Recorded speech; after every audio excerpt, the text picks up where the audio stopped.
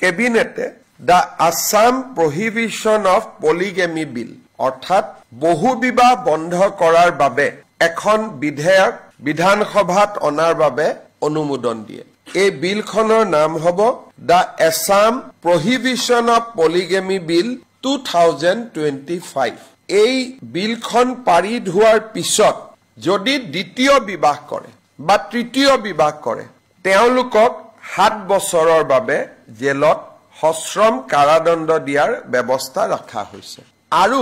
এই বিলখনত এই অফেন্সটো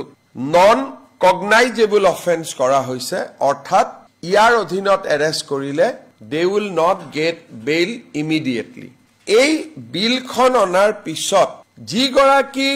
মহিলা বহু বিবাহৰ ভিকটিম হল এই ভিকটিম গৰাকীকো কম্পেনসেশন দিয়াৰ বাবে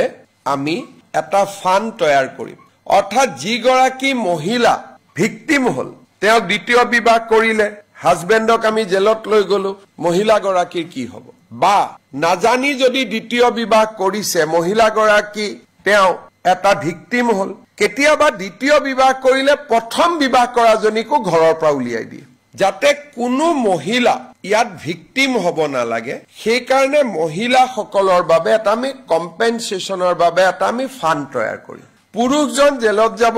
যত যত প্ৰয়োজন হয় মহিলা গৰাকীয়ে চৰকাৰৰ পৰা কম্পেনসেশন পাব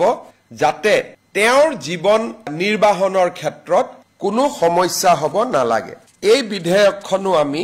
অহা 25 নৱেম্বৰ সদনত উপস্থাপন কৰিম অৱশ্যে এই বিধেয়কখনৰ আউটাৰ পৰা জনজাতি লোকসকলক আমি বাহিৰত ৰাখিছো কাৰণ জনজাতি লোকসকলৰ কিছুমান কাষ্টমছ আছে তেওঁলোক এই বিলখনৰ অধীনত নাহিব আৰু ষষ্ঠ অনুসূচীৰ জিলাসমূহত বিটিসি ডিমা হাছাও আৰু কাৰ্বি আলঙত এই বিলখন বৰ্তমান প্ৰযোজ্য নহব